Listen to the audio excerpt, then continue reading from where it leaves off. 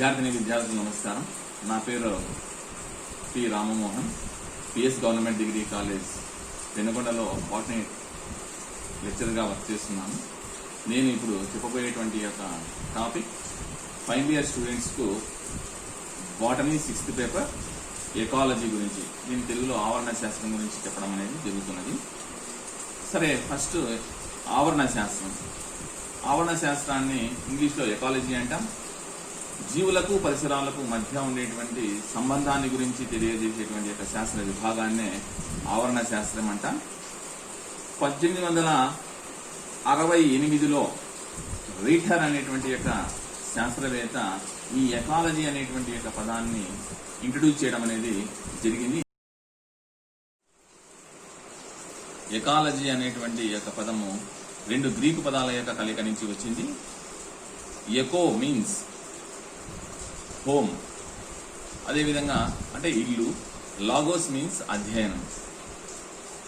ఈ యొక్క 2 పదాల యొక్క కలయికను మనం గమనించినప్పుడు ఇల్లు, ఇంటి చుట్టూ ఉండేటువంటి పరిసరాల గురించి అధ్యయనం చేసేటువంటి యొక్క శాస్త్ర విభాగం. సరే, ఈ యొక్క మొక్కలు, జంతువులు ఈ భూమి మీద మనం గమనించినప్పుడు ఒకదానిపైన ఒకటి పరస్పరంగా ఆధారపడి ఉన్నాయి. ఇప్పుడు మొక్కలు మనం గమనించినప్పుడు కిరణజన్య సంయోగ క్రియ ద్వారా ఆటోమేటిక్గా ఆహార పదార్థాలను తయారు చేస్తున్నాయి. అదేవిధంగా జంతువులు మొక్కలకు కావలసినటువంటి కార్బన్ డైఆక్సైడ్ను అందించడం అనేది జరుగుతున్నది. అదేవిధంగా మొక్కలు కిరణజన్య సంయోగ క్రియ ద్వారా ఆక్సిజన్ అందించడం అనేది జరుగుతున్నది. అంటే ఈ 2 ఒకదానిపైన ఒకటి ప్రత్యక్షంగా కానీ పరోక్షంగా కానీ ఆధారపడి జీవిస్తూ ఉన్నాయి.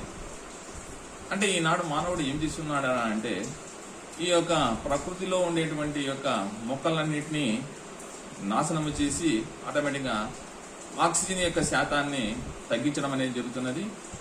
దీని ఫలితంగా ఈ యొక్క భూమండలం పైన ఆక్సిజన్ యొక్క శాతం ఏమైపోతున్నది అంటే తగ్గిపోతున్నది. మొట్టమొదటిసారిగా ఈ ఎకాలజీ అనేటువంటి పదాన్ని రైటర్ అనేటువంటి యొక్క శాస్త్రవేత్త 1868లో ఈ యొక్క పదాన్ని ఇంట్రడ్యూస్ చేయడం అనేది జరిగింది. సరే, ఈ యొక్క ఎకాలజీలో అనేకమైనటువంటి ఎకాలజిస్టులు ఉన్నారు. దాంట్లో ముఖ్యంగా ఎర్నెస్ట్ హెకెల్ అయితేనేమి, వార్మింగ్ అయితేనేమి, ఈ ప్రముఖమైనటువంటి ఈ యొక్క ఆవరణ వృక్ష శాస్త్రవేత్తలు, వీటిని ఇంగ్లీష్లో ఎకాలజిస్టులు అంటాం. వీరు తమ నిర్వచనాలను ఎకాలజీ గురించి వివిధ రకాలుగా ఇవ్వడం అనేది జరిగింది. సరే, ఇక్కడ మనము ఆవరణ వ్యవస్థ అంటే దీని ఇంగ్లీష్లో మనం ఏమంటాం అంటే ఎకో సిస్టమ్ అంటాం. సో యొక్క జీవులు అవి నివసించేటువంటి యొక్క పరిసరాలు కలిసి ఏర్పరిచేటువంటి యొక్క ఆవరణ సంక్లిష్టాన్ని మనం ఏమంటాం అంటే ఆవరణ వ్యవస్థ. అంటే జీవులు అవి చుట్టూ ఉండేటువంటి పరిసరాలు, అంటే సజీవులు నిర్జీవులు కలిసి ఒక వ్యవస్థను అనేది ఏర్పాటు చేయడం అనేది జరుగుతుంది. దీన్నే మనం ఏమంటాము అంటే ఆవరణ వ్యవస్థ. ఈ భూమండలం ఈజీకొంటూ ఒక పెద్ద మహా ఆవరణ వ్యవస్థగా మనము పరిగణించవచ్చు. సరే, ఇక్కడ మనము ఆవరణ శాస్త్రం యొక్క శాఖలు, అంటే ఈ యొక్క ఆవరణ శాస్త్రం గురించి మనం అధ్యయనం చేయాలంటే అనేకమైనటువంటి ఈ యొక్క శాఖలను మనము అధ్యయనం చేయడం అనేది జరుగుతున్నది. Branches of ecology. సరే, ఇక్కడ ఫస్ట్ మనము ఏదిరా అంటే ఆవాస ఆవరణ శాస్త్రం. దీన్ని ఇంగ్లీష్లో ఏమంటాం అంటే మనము హ్యాబిటేట్ ఎకాలజీ అంటాం. హ్యాబిటేట్ ఎకాలజీ, ఆవాస ఆవరణ శాస్త్రం.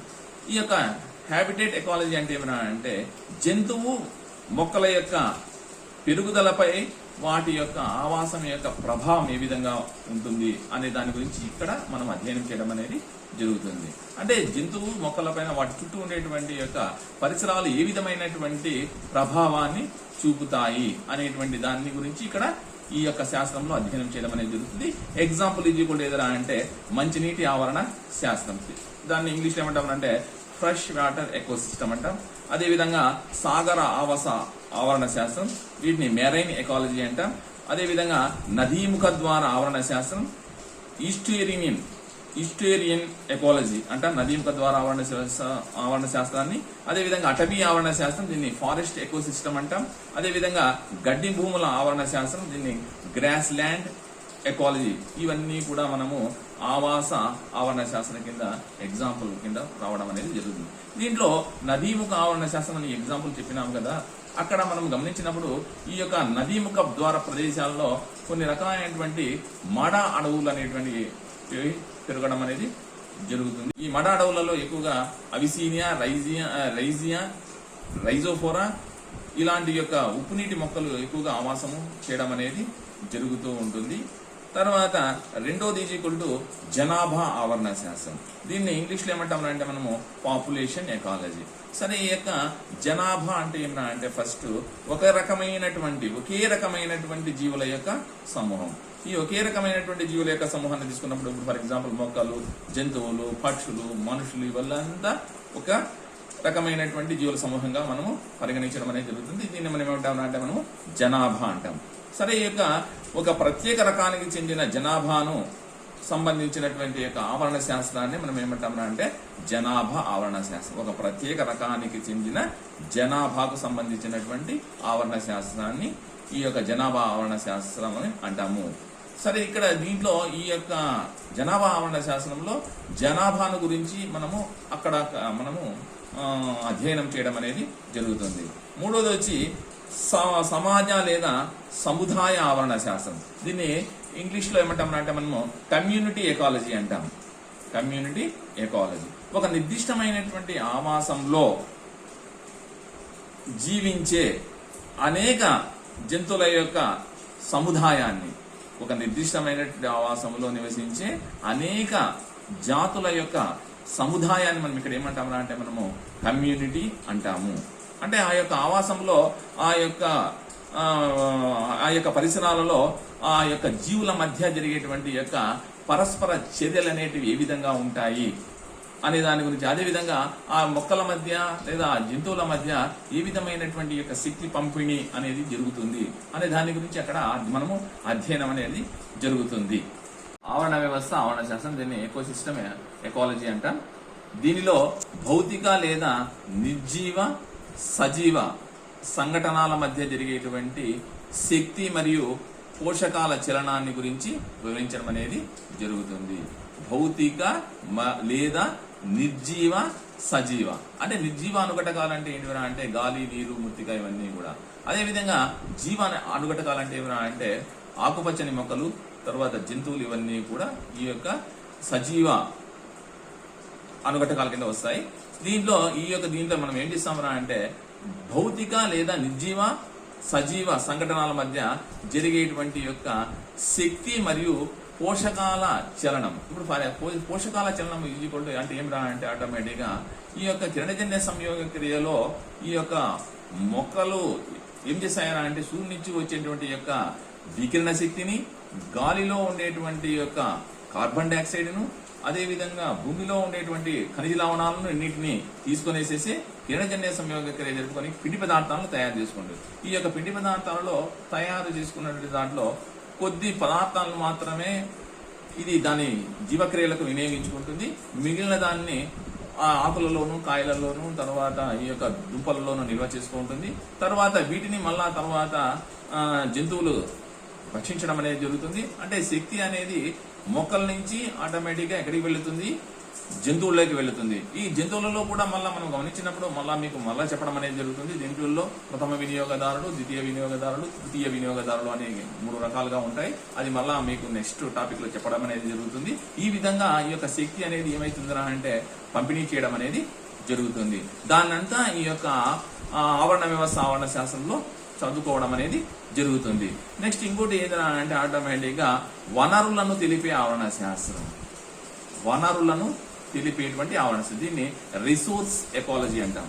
రిసోర్స్ ఎకాలజీ ప్రకృతి సిద్ధమైనటువంటి యొక్క వనరులు ఉనికి, వాటికి అనుగుణంగా ఈ యొక్క జంతు వృక్ష జాతుల యొక్క పెరుగుదల, పరస్పర సంబంధం, మానవ కళ్యాణానికి వనరులను సమర్థవంతంగా వినియోగించుకునేటువంటి యొక్క అంశాలను గురించి ఈ యొక్క వనరులను తెలిపేటువంటి ఆవరణ శాస్త్రంలో చర్చించుకోవడం అనేది జరుగుతుంది. ఇప్పుడు ఈ ప్రస్తుత పరిస్థితుల్లో ఈ యొక్క వనరులను తెలిపే ఆవరణ శాస్త్రం చాలా ఇంపార్టెంట్. ఎందుకంటే ప్రతి దేశానికి ఈ యొక్క వనరులు అనేటివి చాలా ఇంపార్టెంట్. ఎందుకంటే దేశం యొక్క సంపద అంతా ఈ వనరులపైన, ఆ దేశంలో లభించేటువంటి యొక్క వనరులపైనే ఆధారపడి ఉంటుంది. కానీ ఈనాడు మానవుడు ఏం చేస్తున్నారా అంటే ఈ యొక్క వనరులను విపరీతంగా ఇబ్బడిగా వినియోగించుకోవడం వలన ఆ యొక్క సహజ వనరుల యొక్క క్షీణత అనేది జరుగుతున్నది. ఇప్పుడు బొగ్గు అయితేనేమి, తర్వాత అడవుల యొక్క క్షీణత అయితేనేమి, ఈ విధంగా జరగడం వలన ఈ యొక్క ఎఫెక్ట్ అనేది మానవాళి పైన చివరకు పడి ఆటోమేటిక్గా కాలుష్యం ఎక్కువైపోయేసేసే ఈ యొక్క జంతు జాతులకైతేనేమి, ఆటోమేటిక్గా ఈ యొక్క జీవజాతులకైతేనేమి చాలా ఎఫెక్ట్ అనేది కలగడం అనేది జరుగుతున్నది. అందువలన ఈ యొక్క దీంట్లో వీటినన్నింటి గురించి చర్చించడం అనేది జరుగుతుంది. నెక్స్ట్ ఇంకోటి ఉత్పాదక ఆవరణ శాస్త్రం. దీన్ని ప్రొడక్షన్ ఎకాలజీ అంటాము. ప్రొడక్షన్ ఎకాలజీ అంటే వివిధ రకాలైనటువంటి ఆవరణ వ్యవస్థలో శక్తి వినిమయం, అంటే శక్తి ప్రవాహం, శక్తి ప్రవాహం, వివిధ జీవ అనుఘటకాల ఉత్పాదన సామర్థ్యం గురించి చెప్పడం అనేది జరుగుతుంది. అంటే ఆటోమేటిక్గా ఈ యొక్క శక్తి వినిమయం అనేది ఈ యొక్క మొక్కల మధ్య లేదా జంతువుల మధ్య, ఈ విధంగా ఆటోమేటిక్గా ప్రకృతి మధ్య ఈ యొక్క శక్తి వినిమయం, శక్తి ప్రవాహం, వివిధ జీవ అనుఘటకాల ఉత్పాదన సామర్థ్యం, వీటన్నిటి గురించి ఈ యొక్క దీంట్లో చర్చించడం అనేది జరుగుతుంది. ఉత్పాదక ఆవరణ శాస్త్రంలో ఇంగ్లీష్లో ప్రొడక్షన్ ఎకాలజీ అంటాం. అదేవిధంగా ఇంకోటి ఆవరణ సంబంధ శక్తి శాస్త్రం. ఆవరణ సంబంధ శక్తి శాస్త్రం దీన్ని ఇంగ్లీష్లో ఏమంటాం అంటే ఎకాలజికల్ ఎనర్జిషన్ అంటాం. ఒక ఆవరణ వ్యవస్థలో జీవుల మధ్య జరిగేటువంటి యొక్క శక్తి ప్రవాహం, శక్తిని భద్రపరచడం వంటి ఈ యొక్క అంశాలను చర్చించడం అనేది జరుగుతుంది ఈ యొక్క ఆవరణ సంబంధ శక్తి శాస్త్రంలో. అంటే ఒక ఆవరణ వ్యవస్థలోని జీవుల మధ్య జరిగేటువంటి యొక్క శక్తి ప్రవాహం మరియు శక్తిని భద్రపరచడం వంటి యొక్క అనేకమైన అంశాలను చర్చించడం అనేది జరుగుతుంది. నెక్స్ట్ ఇంకోటి పురాజీవ ఆవరణ శాస్త్రం. ఈ యొక్క పురాజీవ ఆవరణ శాస్త్రం అంటే ఏమన్నా అంటే పురాతన కాలంలో ఉండేటువంటి యొక్క పరిసరాలు, ఆ యొక్క పరిసరాల్లో అనుగుణంగా నివసించేటువంటి యొక్క జీవులు, వాటి యొక్క ఆ పరిసరాల తగ్గట్టుగా ఆ జీవులు ఏమైనా అనుకూలనాలు చేసుకుని ఉన్నాయా అనేటువంటి వాటిని గురించి, వాటి యొక్క ఆహారపు అలవాట్లు, ఇవన్నింటి గురించి చర్చించడం అనేది జరుగుతుంది. అంటే ఇప్పుడు ఫర్ ఎగ్జాంపుల్ డైనోసార్స్ తీసుకోండి, రాక్షస బలులు. ఈ రాక్షస బలులు మనం తీసుకున్నప్పుడు పూర్వకాలంలో డెవోనియన్ కాలంలో ఉండేటివి, కానీ ప్రస్తుత కాలంలో లేవు. అంటే ఏమిరా అంటే ఈ యొక్క రాను ఈ యొక్క కాలంలో జరిగేటువంటి యొక్క మార్పుల ఫలితంగా ఈ యొక్క ఆవాసాలకు అవి తట్టుకోలేక అనేకమైనటువంటి ఈ రాక్షస బలులు కనుమరుగా కావడం అనేది జరిగింది. ఈ విధంగా ఒక రాక్షస బలులే కాదు, అనేక రకమైనటువంటి యొక్క జీవజాతులు ఈ యొక్క ఆవాసాల్లో జరిగేటువంటి యొక్క మార్పులకు తట్టుకోలేక మొక్కలైతేనేమి, కొన్ని జంతువులు అయితేనేమి, కొన్ని రకాలైనటువంటి పక్షులు అయితేనేమి అంతరించిపోవడం అనేది జరిగింది. కానీ కొన్ని రకాలైనటువంటివి మార్పులు చేసుకునేసేసే వేరే జాతులుగా ఆవిర్భవించడం అనేది జరిగింది. అంటే దీన్ని బట్టి ఈ యొక్క పురాజీవ ఆవరణ శాస్త్రంలో అంటే పేలియో ఎకాలజీ అంటాం ఇంగ్లీష్లో, దీంట్లో పరిణామ క్రమం ఏ విధంగా జరిగింది అంటే అనేది గురించి మనం ఈజీగా మనం ఐడెంటిఫై చేసుకోవచ్చు. పరిణామ క్రమం అంటే ఏమైనా అంటే ఫస్ట్ మొట్టమొదటి భూమి మీద ఎలాంటి జీవం అనేది లేదు, కానీ కేవలం ఒక బ్యాక్టీరియా అంటే సైనో బ్యాక్టీరియా ఏకకణ జీవి, ఈ ఏకకణ జీవి నుంచినే మిగిలిన బహుకణ జీవులన్నీ కూడా అభివృద్ధి చెందినాయని మనము అర్థం చేసుకోవాలి. అంటే పరిణామ క్రమాన్ని అర్థవంతంగా అధ్యయనం చేసుకోవడానికి మనము ఈ యొక్క పురాజీవ ఆవరణ శాస్త్రం అనేది చాలా ఉపయోగపడుతుంది. అదేవిధంగా వికిరణ ఆవరణ శాస్త్రం, దీన్ని రేడియేషన్ ఎకాలజీ అంటాం. వికిరణ ఆవరణ శాస్త్రం అంటే ఆటోమేటిక్గా వివిధ జీవుల యొక్క పెరుగుదల పైన ఈ యొక్క వికిరణాల యొక్క ప్రభావం అనేది ఏ విధంగా ఉంటుంది అంటే రేడియోధార్మిక కిరణాలు యొక్క ప్రభావం ఏ విధంగా ఉంటుంది అనే దాని గురించి ఈ యొక్క దీంట్లో అధ్యయనం చేయడం అనేది జరుగుతుంది. ఫర్ ఎగ్జాంపుల్ మనము సూర్యుడి నుంచి వచ్చేటువంటి యొక్క అల్ట్రా వైలెట్ రేస్ తీసుకోండి, అంటే అతి నీలలోహిత కిరణాలు. ఇవి భయంకరమైనటువంటి కిరణాలు. ఈ యొక్క భయంకరమైనటువంటి యొక్క కిరణాలను మనము ఈ యొక్క భూమి మీద మనం గమనించినప్పుడు 3 రకాలైనటువంటి స్పియర్స్ ఉంటాయి: ట్రోపోస్పియర్, స్ట్రాటోస్పియర్, ఐనోస్పియర్. ఈ యొక్క స్ట్రాటోస్పియర్ లో ఓజోన్ పొర అనేది ఆవరించి ఉంటుంది. ఈ యొక్క ఓజోన్ పొర ఏం చేస్తున్నారు అంటే ఆటోమేటిక్గా సూర్యుడి నుంచి వచ్చేటువంటి యొక్క వికిరణాల అంటే ఆ వికిరణాల్లో ఉండేటువంటి భయంకరమైనటువంటి ultra violet rays, UV rays ను ఆటోమేటిక్గా అడ్డగించి ఈ యొక్క భూమి మీదకి ట్రాన్స్ఫర్ చేయడం అనేది జరుగుతున్నది. ఈ విధంగా ఆటోమేటిక్ గా భూమి మీద అనేక రకమైనటువంటి యొక్క కాలుష్య కారకాల వలన ఏమైతున్నది అంటే ఆటోమేటిక్ గా ఈ యొక్క ఓజోన్ లేయర్ కు ఆటోమేటిక్ అక్కడక్కడ చిల్లులు పడుతున్నాయి. ఈ చిల్లులు పడడం వలన ఆటోమేటిక్ గా ఈ సూర్యుడి నుంచి వచ్చేటువంటి యూవీ కిరణాలు ఈ భూమి మీద ఉండేటువంటి యొక్క మానవాళి పైన పడేసేసి ఆటోమేటిక్ గా అనేక రకమైనటువంటి యొక్క క్యాన్సర్లు, లంగ్ క్యాన్సర్, యొక్క థ్రోట్ క్యాన్సర్, ఇలాంటి క్యాన్సర్లు రావడం అనేది జరుగుతుంది. అదేవిధంగా మొక్కలపైన కూడా పడినా కూడా మొక్కలలో పత్రహరితం యొక్క శాతం అనేది తగ్గిపోవడం అనేది జరుగుతున్నది. అదేవిధంగా కొన్ని రకాలైనటువంటి రేడియోధార్మిక వికిరణాలు, అంటే రేడియోధార్మిక వికిరణాలు లెడ్, సీసియం, ప్లంబర్ ఇలాంటి వాటికి కూడా ఆటోమేటిక్గా యురేనియం ఇలాంటివి వికిరణాల వల్ల కూడా ఆటోమేటిక్గా ఈ యొక్క జీవజాతుల పైన అనేకమైనటువంటి తీవ్రమైనటువంటి దుష్పరిణామాలు ఏర్పడడం అనేది జరుగుతున్నది. అంటే వాటి గురించి అంత అధ్యయనం చేసేటువంటి ఈ యొక్క శాస్త్రము ఇది వికిరణ ఆవరణ. ఈ విధంగా మనము ఈ యొక్క ఆవరణ శాస్త్రంలో వివిధ రకాలైనటువంటి ఈ యొక్క శాఖలన్నీ కూడా మనము చర్చించడం అనేది ఇప్పుడు జరిగింది. తర్వాత లాస్ట్ లో మనం గమనించినప్పుడు ఈ యొక్క ఆవరణ శాస్త్రం యొక్క ఇంపార్టెన్స్ ఏమైనా ఉన్నదా, ఆవరణ శాస్త్రం యొక్క ప్రాముఖ్యత, ఆవరణ శాస్త్రం యొక్క ప్రాముఖ్యత మనం గమనించినప్పుడు అధిక జనాభా అంటే ఈనాడు ఇప్పుడు ప్రపంచంలోనే ఒక సెకండ్ కు ఒకడు పుట్టడం అనేది జరుగుతున్నది. వీళ్ళకి కావాల్సినటువంటి ఈ యొక్క అంటే జనాభా అనేది విపరీతంగా పెరిగిపోతున్నది. కానీ భూమి మాత్రము భూమి శాతం ఎంత ఉండేది అంతే ఉన్నది. ఇక్కడ భూమి శాతంలో కూడా మనము గమనించిన భూమి పైన 3 భాగాలు నీళ్లు ఉంటే 1 భాగం మాత్రమే భూమి ఉంది. ఆ భూమిలో మిగిలిన వ్యవసాయానికి పనికి వచ్చేటువంటి భాగం చాలా చాలా కొద్దిగా ఉన్నది. ఆ తక్కువ ఉండేటువంటి యొక్క భూమిలోనే మనకు కావాల్సినటువంటి ఆహార పదార్థాలన్నింటినీ కూడా పండించుకోవడం అనేది జరుగుతుంది. ఈ విధంగా ఆటోమేటిక్ గా భూమి పైన ఈ యొక్క జనాభా విస్ఫోటనం వలన ఈ యొక్క ఆహారం యొక్క దిగుబడి ఏమైపోతున్నది అంటే ఆటోమేటిక్ గా తగ్గిపోతున్నది. తగ్గిపోయేసి ఆహార కొరత అనేది ఏర్పడుతున్నది. ఈ ఆవరణ శాస్త్రము అధ్యయనం చేయడం వలన వారికి అంటే ఆటోమేటిక్ గా ఏ విధంగా మనము ఆ యొక్క భూమిలో కావలసినటువంటి ఆహార పదార్థాలను అంటే మంచి దిగుబడిచ్చేటువంటి యొక్క వంగడాలను ఉత్పత్తి చేసి ఆటోమేటిక్ గా మనము ఆహార ఉత్పత్తిని పెంచేటట్లు మనం చూసుకోవచ్చు. తర్వాత ఆహారం యొక్క కొరత లేకుండా చూసుకోవచ్చు. అదేవిధంగా ఆరోగ్య క్షీణత అంటే మనకు ఈ యొక్క కాలుష్య ప్రభావం వలన అనేక రకమైనటువంటి కాలుష్యాలు అంటే పరిశ్రమల వల్ల అయితేనేమి, తర్వాత మోటారు ఇంధనాల వల్ల అయితేనేమి, నెక్స్ట్ ఈ యొక్క మురుగునీరు అందించడం వలన అయితేనే, మురుగునీరు బయటికి విసర్జించడం వలన అయితేనేమి మొత్తం వాతావరణం అంతా కాలుష్యం అవుతున్నది. అదే నీటి కాలుష్యము, వాటర్ పొల్యూషన్, అదేవిధంగా ఎయిర్ పొల్యూషన్, అదేవిధంగా సౌండ్ పొల్యూషన్, ఇవన్నీ కూడా రేడియోధార్మిక కిరణాల పొల్యూషన్, ఇవన్నీ కూడా ఆటోమేటిక్గా మానవీయాల పైన ఎక్కువ తీవ్ర పరిణామాన్ని చూపుతున్నాయి. వీటన్నిటినీ కూడా ఆటోమేటిక్గా మనము ఈ ఆవరణ శాస్త్రం ద్వారా వాటిని ఏ విధంగా మనము నిరోధించుకోవచ్చు అనేటువంటి యొక్క దాన్ని ఈ యొక్క శాస్త్రాన్ని అధ్యయనం చేయడం వల్ల మనము ఆటోమేటిక్గా తెలుసుకోవచ్చు. ప్రియమైన విద్యార్థులారా, ఈ బాటనీ 6th పేపర్కు సంబంధించినటువంటి యొక్క మెటీరియల్ను ఈ డిస్క్రిప్షన్ వీడియోలో నేను అప్లోడ్ చేయగలను. మీరు ఏమైనా సందేహాలుంటే ఈ యొక్క వీడియో ఛానల్లో కామెంట్స్ రూపంలో తెలియజేసినా నేను నివృత్తి చేయగలను.